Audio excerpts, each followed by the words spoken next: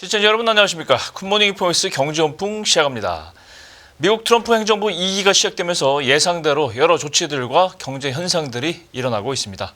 공격적 관세 부과 시행과 인플레이션 우려 확대, 한미 금리차 확대, 이런 걱정했던 모든 일들이 현실화되고 있는데요.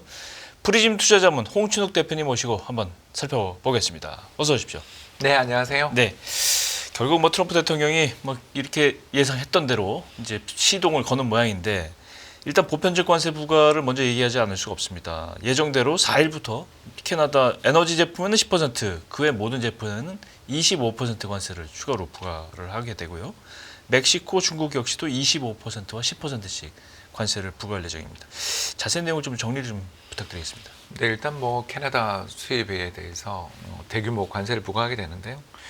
일단 사실 캐나다는 미국에 대해서 그렇게 무역흑자가 큰 나라는 아닌데도 그렇죠. 이렇게 부과를 했다는 점에서 사실 캐나다가 제일 쇼크고요. 네. 멕시코는 원래 예상됐던 대로 부과를 했습니다. 그래서 지난 2023년 기준으로 해서 미국이 멕시코에 대해서 한 1,600억 불 정도 적자를 기록하고 있는 예. 나라니까 상대적으로 멕시코에 대해서는 부과 가능성이 높았다고 볼 수 있겠고, 특히 펜타닐을 이제 그러니까요. 네.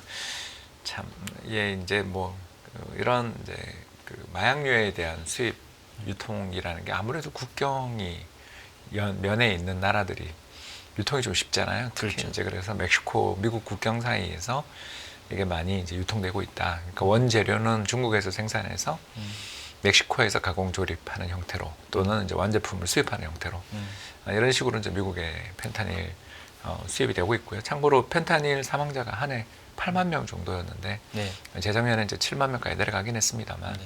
한 해 이 정도의 사망자가 난다라는 건 말도 못하게 참혹한 수준이라고 볼 수 있겠고요. 그렇죠. 그래서 미국 동부 연안에 보면 이렇게 안전뱅이 환자들 보셨잖아요. 그래서 예. 그 뇌에 들어가는 산소 공급들이나 이런 것들이 부족해지면 사람들이 이렇게 주저앉지 않습니까? 그러니까 주저앉은 좀비처럼 움직이는 그런 사람들이 이제 늘어나게 되는 게 다 이것 때문이라고 볼 수 있는데, 일단 25% 관세라는 것은 너무나 큰 부분이고, 특히 멕시코 같은 경우는 미국의 식료품 수입의 한 40% 이상을 차지하는데, 특히 아보카도를 비롯한 각종 시설 야채를 수입합니다. 왜 그러냐면 열대지방이기 때문에. 그렇죠. 그러니까 경쟁력이 있는 거죠. 그래서 이번에 이제 트리도 총리라든가 캐나다나 멕시코에서 공격하는 게 보면, 예를 들어서 플로리다산 오렌지, 캘리포니아산 오렌지가 아니고, 네. 그러니까 공화당 상원의원들이 있는 주의 아. 대상으로 해서 보복 지금 하는 걸 보셨을 겁니다. 그렇죠. 테네시 주의 위스키, 법원. 저도 좋아합니다만, 이제 이런 식으로 공격을 하게 되는 게, 예. 이제 공화당 진영 내의 분열을 좀 유도하는 반격들을 하고 있고, 일단 캐나다 같은 경우는 1,550억 달러, 어마어마한 돈인데요. 이거에 달하는 미국산 제품에 대해서 이제 25% 상계 관세 부과, 그리고 멕시코도 곧 여러 가지 이제 그 관세 조치들을 예고하고, 중국은 말할 필요가 없는 게, 그렇죠. 기존 가중 평균으로 본다면 한 20% 가까운 관세를 이미 물고 있는 상황에서 10% 추가 관세. 그렇죠. 이렇게 되니까 이제 거의 이제 중국산 제품들은 미국에서 30% 이상의 가격 인상을 해야만 사실 되는데 잘 안 되겠죠. 그렇죠. 왜 그러냐면 전 세계 시장에서 치열한 경쟁이 벌어지고 있는 품목에서 중국만 가격을 인상한다라는 게 그게 말이 안 되는 거지 않습니까? 그렇죠. 그래서 결국 대미 수출들은 좀 둔화될 수밖에 없는데, 참고로 2023년 중국의 대미 흑자가 2,500억 불이니까, 아이고. 이거 우리도 이제 미국에 대해서 500억 불 이상 작년에 대미 무역 흑자를 기록했는데, 그거에 비해서 한 5배 정도의 흑자를 기록하고 있는 나라니까 타격은 불가피하다, 이렇게 볼 수 있겠습니다. 정리해 보면 지금 이 멕시코도 그렇고 캐나다도 그렇고 지금 국가 안보 차원에서의 그 마약류 수입 단절, 또 이유는 있어요. 다 불법 이민자들 차단. 캐나다 쪽은 그런 거 아닙니까, 좀? 그다음에 중국도 그렇고요. 결국 그렇다고 해도 캐나다나 멕시코나 중국은 반발해서 이제 즉각 보복 조치를 발표를 했죠. 어떤 조치들이 있습니까? 아까 잠깐 이야기하다가 이제 중단했습니다만, 정말 멕시코 같은 경우는 미국의 식료품 물가에 직접적인 영향을 미치다고 보시면 되겠고요. 그래서 전체 미국의 수입 품목, 그러니까 미국이 세계적으로 볼 때 한 3,500억 불 이상 되는 어마어마한 식량 수출 국가인데, 반대로 자기들이 또 수입하는 것도 한 3,000억 불 가까이 됩니다. 왜 그러냐면 기후가 그렇죠. 서로가 안 맞는 경우라든가 또 미국 같은 경우는 세계에서 가장 많은 어떤 그런 풍족한 땅을 가지고 있는 세계 최고의 어떤 농경지대를 가지고 있는 거지만 이 중국에 대해서 혹시 기억나십니까? 그 중국이 미국산 대두류 수입 금지했던 거. 네. 콩. 예. 예, 그래서 사료용으로 특히 중국 사람들 돼지를 좋아하잖아요. 네. 그러니까 돼지를 살찌게 그러니까 도실도실하게 키우고 싶다라면 미국산 콩을 수입을 해야 되는데 그걸 요새 최근에 어디로 갔냐면 브라질로 갔거든요. 물론 이제 그 대가로 이제 브라질의 아마존 밀림이 이제 콩밭으로 바뀌는 콩밭으로 과정에서 거기서 이제 탄소 발자국들 문제가 생기고는 있습니다만 아무튼 그런 식으로 이제 대응을 해나가는 과정에서 미국도 상당한 충격을 받을 수밖에 없었던 거고요. 그렇죠. 그 과정에서 놓고 본다라면 이 멕시코라는 데가 어떻게 보면 신선한 야채와 특히 미국 사람들 좋아하는 샐러드를 공급하는 데 있어서 최적의 입지를 가지고 있었던 것들이 이제 무너지게 되는 거기 이제 25%라는 어마어마한 관세를 부과하게 될 경우 그렇죠. 예, 바로 장바구니 물가들이 올라갈 수밖에 없고 아무튼 특히 멕시코 대통령 같은 경우는 뭐 펜타닐 문제를 갖다가 자기들한테 제기한 건 중상모략이다 라고 할 정도니까 보복 관세가 연이어 발생하는 것은 뭐 이제 시간 문제다. 그렇죠. 왜냐하면 민주주의 국가의 지도자가 다른 나라로부터 우리가 일방적인 공격을 당했는데 그냥 가만히 있다. 그냥 그건 선거에서 지겠다는 거잖아요. 그렇죠.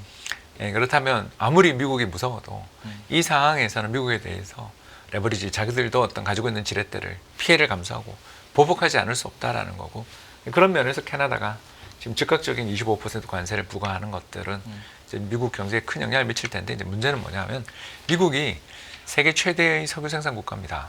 그렇죠. 하루에 1,300만 배럴 이상을 뽑아내고 있는 미국 셰일 오일 혁명을 일으키고 있는 나라인데 문제가 뭐냐면 전국적인 파이프라인이라든가 유통망에 있어서는 문제가 많은 나라입니다.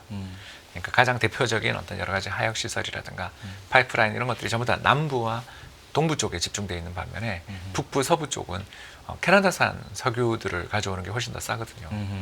당연한 이야기 아니겠습니까? 네. 왜냐하면 유조차가 수송하는 과정에서 그렇죠. 가까운 데가 훨씬 나으니까 그리고 특히 캐나다 같은 경우는 타로 샌드나 타로 오일 그래서 여기도 한 500만 배럴 정도를 생산하고 있는 나라거든요. 네.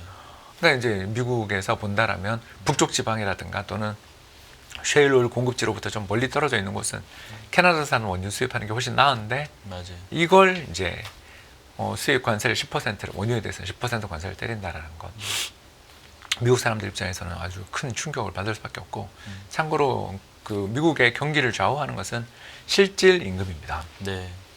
그러니까 인플레이션을 감안한 실질 임금이 오를 때 그 뒤로 소비자들의 지출들이 늘어나는 거고 반대로 어떤 이유로든 실질 임금이 감소할 때 2020년 그 코로나 팬데믹 이후에는 실질 임금이 늘었죠. 네. 그러다가 22년 그 우크라이나 전쟁 이후 국제 유가가 오르면서부터 소비자 물가 상승률 10% 올라가게 되니까 순식간에 경기 둔화에 대한 시그널들이 발생했던 걸 기억하실 겁니다. 그렇죠.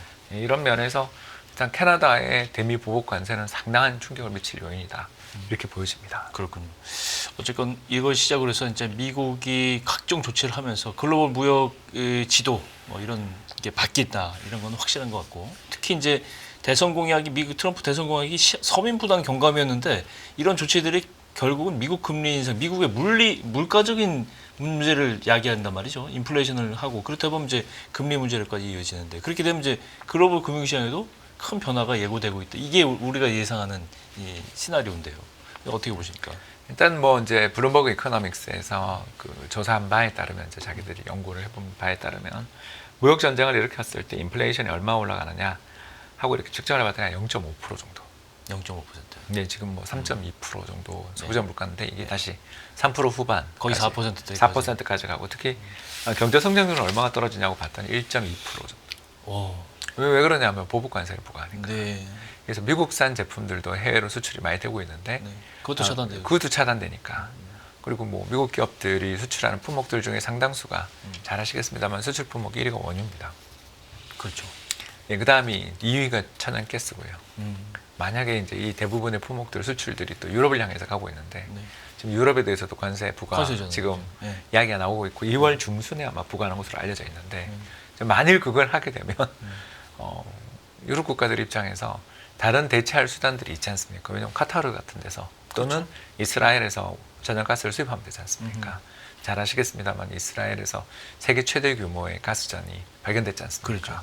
저 그런데 투자해가지고 터미널 만들고 해서 파이프라인 연결해가지고 끊어진 러시아와의 파이프라인을 연결하는 식으로 가면 얼마든지 미국을 대체할 수 있는 것들이 당장은 고통스럽지만 카타르산 천연가스라든가 이스라엘산 천연가스들이 얼마든지 유럽으로 가기엔 더 어떻게 보면 지리적으로 훨씬 편한데 이런 것들을 망가뜨릴 수 있다는 측면에서 성장률을 무려 1.2%포인트나 떨어뜨릴 것으로 우려되고 네. 제 문제는 이제 이것들로 끝나면 좋은데 이제 이거 대신에 이제 또 감세를 하겠다고 그렇죠.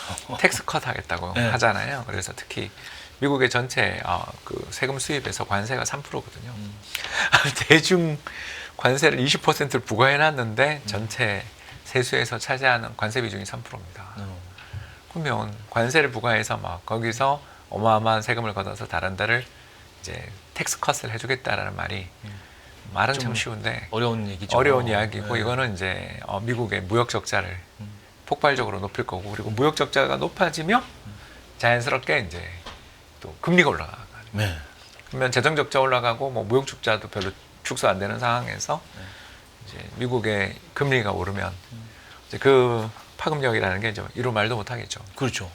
이미 미국 금리 지금 국고 미국 10년물 기준으로 해서 4.8% 거의 도달을 해 있잖아요. 지금. 이제 그렇게 가면 뭐 큰일 나는 거고요. 네. 왜 그러냐면 더 위로 오를 수 있다는 얘기죠. 예, 그럴 수도 있죠. 근데 이제 트럼프가 믿고 있는 거는 이제 셰일 오일 생산을 증산하겠다라는 거 아니겠습니까? 그래서 캐나다에서 수입하는 거 하지 마. 그 우리가 생산한 걸로 대체하자. 이제 그러려면 인프라를 건설해야 되는데 이제 그 생각은 지금 없는 시간이 거죠. 좀 걸릴 것 같은데. 아무튼 뭐 미국의 그 셰일 오일 생산은 실제로 2017년에서 2020년 사이에 네. 트럼프 대통령 시절에 하루 한 3만 배럴 증산이 있었거든요. 네. 그래서 그 바이든 때는 이제 또 아시는 것처럼 여러 가지 규제가 그렇죠. 그래서 셰일 오일 생산에 대한 강한 규제가 있었기 때문에 바이든 때는 탄력이 좀 둔화되거나 해서 고유가를 겪었다라면 예. 반대로 트럼프 시절이었던 2017년부터 2020년 사이에는 유례없는 저유가 시대를 겪었죠. 예. 그걸 이제 트럼프는 염두에 두고 있는 거라고 생각합니다. 그렇죠. 그래서 에너지 독립, 에너지 뭐 생산을 장려함으로써 더 값싼 에너지를 만들어서 인플레이션 압력, 관세 부과에 따른 인플레이션 압력을 내가 저지해주겠다라는 네. 게 이제 거의 보관일 텐데 네. 이게 하루 아침에 버튼 누른다고 바로 생산량이 확 늘어나는 게 아니고 그 전부터 그러니까요. 준비된 어떤 설비 투자와 자본 정비 투자 그리고 인프라 투자가 뒷받침되지 않으면 이게 하루 아침에 그 문제를 해결할 정도가 될지 또 뭐 캐나다한테 이렇게 한 건 저는 정말 이해가 안 되는데 이 캐나다로부터 수입하는 이 원유를 대체하려면 얼마나 많은 비용이 들지에 대해서 그렇죠. 이제 결국은 이제 사람들은 일각에선 트럼프 대통령이 그렇게 바보는 아니니까 이렇게 되면 이제 미국 경제가 큰일 난다라는 걸 모르고 한 건 아닐 거다. 사실 모르고 했는 것 같기도 합니다만. 그러니 이거는 협상용이다. 얼마 전에 컬럼비아한테 했던 것처럼 협상용이고 두 나라 정부가 좀 이렇게 저 펜타닐 관련된 조치들도 형식적이지만 좀 취하고 국경의 이제 봉쇄 이런 것들에 대한 협력을 하는 모습을 보면 취할 거다라는 그런 기대 섞인 전망들도 나오더라고요. 그렇죠. 근데 이제 과연 뭐 그럴지는 일단 특히 제가 봤을 때 멕시코는 몰라도 캐나다한테 이렇게 한 건 정말 저는 납득이 안 된다. 맞습니다. 금리 얘기를 계속해 보면 이제 그 금융시장에서 제일 신경 쓰는 게 좀 아까 말씀드린 이렇게 해서 이제 미국 금리가 계속 상향 압력을 좀 받게 되고 그렇게 되면 결국 뭐 한미 금리 차 얘기도 좀 나오고 있고 이렇게 되면 미국이 이제 기준금리를 안 그래도 지금 낮추려는 걸 조절을 하겠다고 해놨는데 오히려 이제 반대로 갈 수 있는 상황이 된다. 이렇게 되면 한미 금리 차 역전되면 더 역전이 아니라 더 벌어지면 지금보다 가능성이 있죠. 가능성이 있잖아요. 일단 뭐 한국은 지금 내수 경기가 지금 지표 나오는 것마다 서프라이즈인데 그래. 제 생각에는 작년 4분기 성장률 플러스 0.1%도 짜낸 거에 불과하고 어쩌면 더 저는 마이너스가 날 거라고 생각하거든요. 그만큼 안 좋은 상황에서 한국은 금리 인하를 안 할 수 없는 여건인데 미국이 지금 특히 연준이 금리 인하할 가능성이 거의 없어 보인다라는 거죠. 금리 인상 안 하면 다행인 것 같은 솔직히 그런 생각까지 들 정도인데요. 왜 이렇게 됐냐 하면 이 결국 트럼프 관세에 대한 우려들도 있는 거다가 미국 경제 성장률이 너무 잘 나오고 있잖아요. 그러니까 작년 한 해 동안 2.8% 성장. 거기다 소비자 물가는 아직 3%대. 그러면 이 명목 성장률 6%라는 건데 명목 성장률 6%인데 정책금리 4.5가 과연 이게 중립금리 수준으로 해서 그런 것보다 높냐? 이런 논란이 있을 수 있고 여기다가 또 적자 국채 발행 물량 증가 걱정까지 있다고 생각하면 미국 금리는 올라가는 거고 이러면 이제 미국은 뭐 세금도 감세한다 그러면서 세수 수입은 줄어들고 반대로 이제 우리나라 같은 경우는 세계에서 가장 증세를 많이 한 나라 중에 하나거든요. 그래서 경제개발기구 기준으로 해서 2020년대 22년을 기준으로 해서 지난 10년 동안에 조세 부담률 변화를 한번 측정해 본 적이 있었는데 우리나라가 이제 GDP 대비 정부의 세수 비중 뭐 이게 조세 부담률이잖아요. 네. 이게 우리나라가 얼마가 늘었냐면 10년 사이에 10% 가깝게 9.6%가 늘어서 2등을 차지한 제종일기급권 그리스의 8.7을 넘었습니다. 예, 그러니까 어마어마한 증세가 있었고요. 그 증세 이제 신호탄은 우리 다 기억하시겠습니다만 담배세. 네. 예, 담배세부터 시작해서 이제 부자 증세 기억나실 겁니다. 네. 예, 그런 것들 그리고 종합부동산세, 종부세. 여기다가 다른 나라는 법인세를 인하하고 있을 때 우리는 인상했죠. 네. 그리고 뭐 여러 가지 조치들 때문에 우리나라가 전 세계에서 조세 부담률이 가장 많이 오른 나라에 속한다고 보시면 되겠습니다. 네. 참고로 같은 기간 미국의 조세 부담률 상승은 4%에 불과했으니까 절반밖에 안 돼요. 네, 절반밖에 안 됐고요. 물론 이제 조세 부담률이 마이너스를 기록한 나라들도 있습니다만 뭐 벨기에, 스웨덴 같은 나라들이고요. 네, 대부분의 나라들은 조세 부담률이 올라가는 와중인데 미국은 이제 기축통합회권이라는 걸 가지고 있으니까 얼마든지 채권을 찍을 수 있는 그리고 재정위기에 대한 걱정이 별로 없는 나라이니까 자연스럽게 이제 미국은 어마어마한 채권을 또 발행을 하면서도 그걸로 또 달러의 강세가 또 출현하고 있으니까 그렇죠. 이게 뭐 이렇게 재정이 안 좋은 나라인데도 강세. 우리는 이제 반대로 성장 탄력을 좀 둔화되고 있고 특히 미국은 이민도 많고 불법 이민자로 간주되는 사람이 피어 리서치 센터 추정에 따르면 1,200만 명. 근데 한국은 2020년부터 계속 인구 감소하니까 절대적인 성장률의 탄력 자체도 차이가 나고 여기다 또 하나가 더 우리는 제조업 강대국이니까 아무래도 제조업체들의 경쟁 생산성의 향상 때문에 제조업 관련돼 있는 물품들의 물가는 좀 떨어져 있고 특히 중국의 디플레이션으로 인해 가지고 알리나 테무 등을 통한 그렇죠. 예, 물가 하락 압력까지 있는 반면 미국은 지금 이야기한 관세 전쟁하면서 인플레를 일으키면 인플레도 나고 재정은 불확실하고 경제 성장률은 또 뭐 좋은 나라와 인구가 늘고 있는 나라와 안 그런 나라의 금리 차이라는 것은 앞으로도 저는 고쳐가야 될 가능성이 굉장히 높다. 그러니까 미국과 한국 금리가 역전됐다라는 건 이제 저는 뉴노멀이다. 그렇게 가는 걸 인정하고 살아야 되는 시기가 왔고 이제 이렇게 된다라면 이제 자연스럽게 그리고 원화 가치가 옛날처럼 1,000원을 깨거나 900원대를 간다거나 하는 걸 지금 기대하기는 이 현재와 같은 경제 여건에서는 굉장히 어려운 거고 고환율이 고착화되면 이제 우리나라 수출은 좋겠지만 대신 이제 내수 쪽에 있어서는 구매력의 실질 구매력의 위축을 겪게 되는 그렇죠. 거잖아요. 물가도 오르고. 네, 근데 이제 물가야 뭐 중국이랑 교육 관계에서 네. 우리는 뭐 시장이 다 개방돼 있잖아요. 저는 그 왜 그러는지는 모르겠는데 일단 중국산 제품에 대해서 우리는 뭐 다 시장이 개방돼 있는 나라니까 그쪽으로 이제 내수 경기는 망가지더라도 물가는 안정되는 이런 이상한 구조를 또 좀 더 유지할 수도 있지 않을까라는 그런 걱정을 하게 되는 거죠. 그렇죠. 말씀 하신 김에 환율 전망 어떻게 보세요? 지금 지난주에 또 다시 올라왔고 12원 올랐고 1,458원까지 다시 튀었고 트럼프 관세 정책 시행되면은 올해 원달러 환율이 평균적으로 연평균 145원 오를 것이다 이런 전망도 나오고 있어요. 현재 그게 작년에 이미 오른 거죠. 그 트럼프 당선되자마자 환율 100원 뛰었어요. 그 우려 때문에. 예, 그러니까 이제 이거는 시장에 반영돼 있는 거고 예상 못한 충격들. 저는 이제 딥시크 충격 때문에 제가 그 금요일 날 올랐다고 생각하고요. 이제 왜냐면 외국인이 한국 주식을 1조 원 팔았어. 팔으니까. 예, 환율은 일단 정직하잖아요. 네. 뭐 절대 레벨 이런 거 외국인은 관심 없잖아요. 한국의 환율 레벨에 대해서 무슨 관심이 있습니까? 그 사람들은 달러를 보고 투자하는 거니까. 달러 강세다. 왜 딥시크 파동이 나고 이러는데 왜 달러 강세냐? 미래가 불확실하다. 그리고 트럼프가 무슨 짓을 할지 모른다. 그러면 달러도 걱정된다.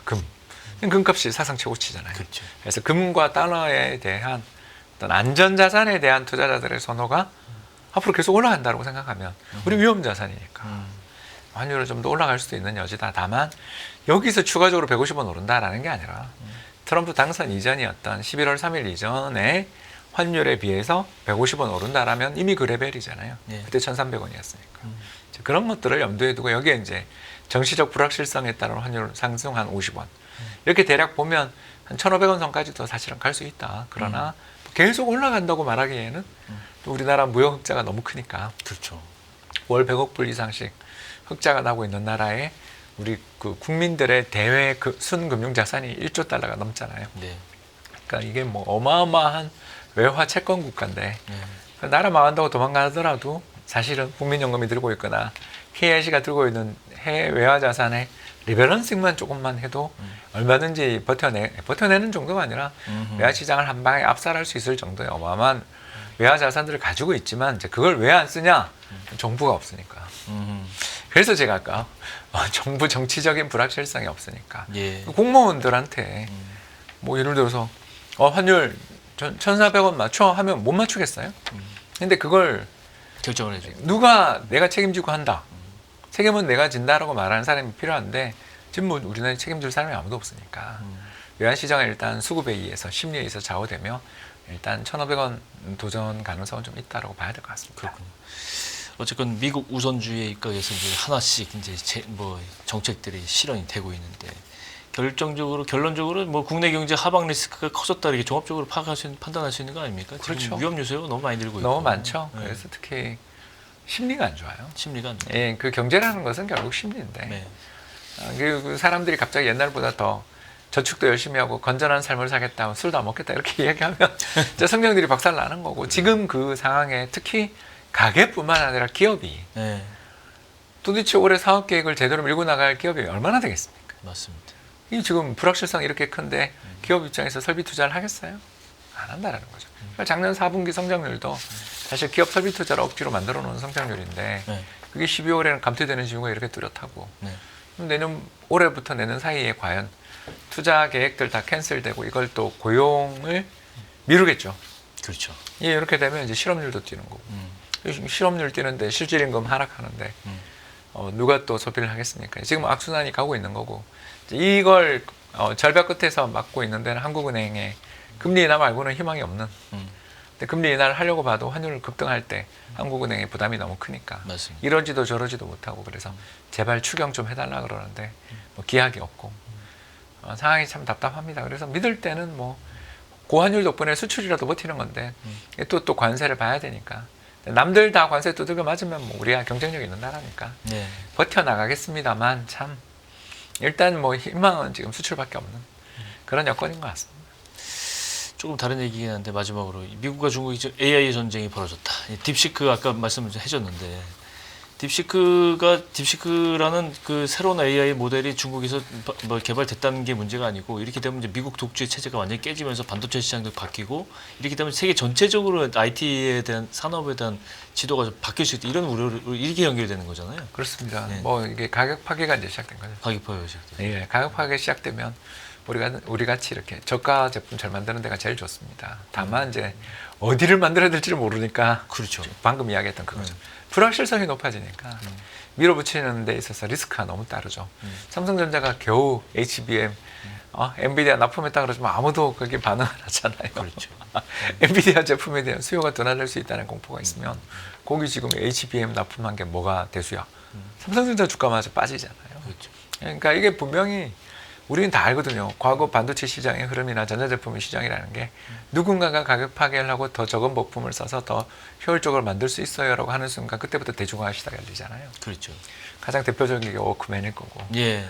그렇지 않습니까? 들고 다닐 수 있고 경박, 단소. 지금 뭐 챗 GPT가 일으켰던 이 인공지능 붐도 사실은 되게 무거운 게 이제 가벼워지는 과정인데 이걸 더 가볍게 만들었다라면 더 세계적인 사용자들이 늘어나고 이 관련된 수요는 엄청나게 폭발적으로 늘어날 텐데 그게 사실 우리한테 나쁜 뉴스는 결코 아니잖아요. 그걸 우리가 만들었으면 더 좋았겠지만 네. 이런 측면에서 경쟁은 사실 기업들 입장에서 특히 한국처럼 생산성을 빠르게 향상시키고 있는 기업 입장에서 너무 좋은데 유리하네요. 어디를 가야 되는지를 모른다. 네. 그래서 장기적으로 보면 굉장히 좋은 뉴스인데 당장은 불확실성을 가중시켰다고 볼 수 있겠습니다. 그렇군요. 오늘 여기까지 하겠습니다. 오늘 프리즘 투자 전문 홍춘욱 대표님 모시고 미국발 관세 파장과 금리 얘기, 미중 간 AI 기술 격돌 얘기까지 한번 알아봤습니다. 오늘 말씀 고맙습니다. 감사합니다.